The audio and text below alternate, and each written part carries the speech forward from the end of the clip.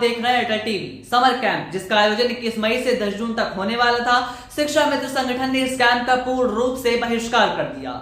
आखिर क्या वजह रही इस बहिष्कार की, शिक्षा मित्रों की शिकायतें क्या हैं और बाकी उनकी अनसुनी मांगों का क्या होगा, आइए इस खबर को विस्तार से जानते हैं। उत्तर प्रदेश के परिषदीय स्कूलों में 21 मई से 10 जून तक समर कैंप का आयोजन होने वाला था। इस दौरान शिक्षा मित्रों को बच्चों को रचनात्मक गतिविधियां सिखाने की जिम्मेदारी दी गई थी, लेकिन शिक्षा मित्र संगठन ने इस कैंप का पूर्ण रूप से बहिष्कार कर दिया। शिक्षा मित्रों का कहना है कि इस भीषण गर्मी में उन्हें ही परेशान क्यों किया जा रहा है। वे कहते हैं कि क्या हमें गर्मी नहीं लगती, क्या हम पत्थर के बने हुए हैं जो हमें इस तपती गर्मी में समर कैंप चलाने के आदेश दिए गए। शिक्षा मित्रों का ये गुस्सा उनकी हताशा को दर्शाता है। उन्होंने पहले से ही इस समर कैंप का विरोध किया था, लेकिन शासन प्रशासन की ओर से उनके हक में कोई फैसला नहीं आया। शिक्षा मित्रों का तो ये भी कहना है कि अब तक वे सरकार के हर आदेश का पालन करते आए हैं। उन्होंने हमेशा सरकार के साथ कदम से कदम मिलाकर काम किया, लेकिन जब सरकार को ही उनकी मांगे और मजबूरियां नहीं दिखाई दे रही तो अब उनके सब्र का बांध भी टूट गया है।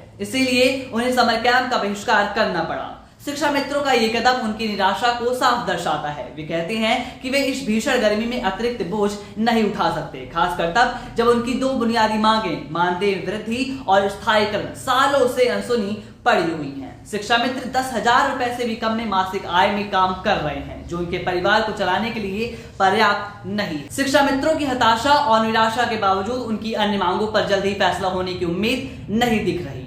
मानदेय वृद्धि और स्थायीकरण, उनकी यही दो मांगे हैं जो सालों से लंबित हैं। शिक्षा मित्रों ने आज तक सरकार के खिलाफ, शासन के खिलाफ कोई भी बड़ा प्रदर्शन या आंदोलन नहीं किया, लेकिन इसके बावजूद उनकी मांगे अनसुनी क्यों हैं। वे पूछते हैं कि आखिर उन्हें अपने हक के लिए और कितना इंतजार करना पड़ेगा। शिक्षा मित्रों का कहना है कि वे ग्रामीण शिक्षा के रीढ़ हैं, उनकी मेहनत के बिना शिक्षा व्यवस्था अधूरी है, फिर भी सरकार उनकी पुकार को सुनने के लिए तैयार नहीं है। कि अभी हमारा ट्रांसफर नहीं कर पाए गवर्नमेंट, ट्रांसफर कर देना चाहिए। आप बताइए, जिसको 70 किलोमीटर 60 किलोमीटर जाना, वो 60 किलोमीटर जाकर के समर कैंप संचालन कर सकता है। शिक्षा मित्र इतनी भीषण गर्मी में सबके लिए गर्मी है, शिक्षा मित्र और अनुदेशक के लिए कोई गर्मी नहीं है। शिक्षा मित्र कहीं पत्थर का बना है क्या? अगर सरकार इसको जुलाई में कराए तो हमारे सभी साथी इसका पूरा सहयोग करेंगे, पूरा मनोयोग से। इसको हमने महानिदेशक महोदय को पत्र भी लिखा है जी। अगर सरकार इसको जुलाई में न ले जा करके गर्मी में ही कराना चाह रही है तो शिक्षा मित्रों को कोई जिम्मेदारी नहीं है। ऐसे तो शिक्षा मित्रों की कोई जिम्मेदारी नहीं है जी। और बाद में कहते हैं कि शिक्षा मित्र ही सारा काम करेंगे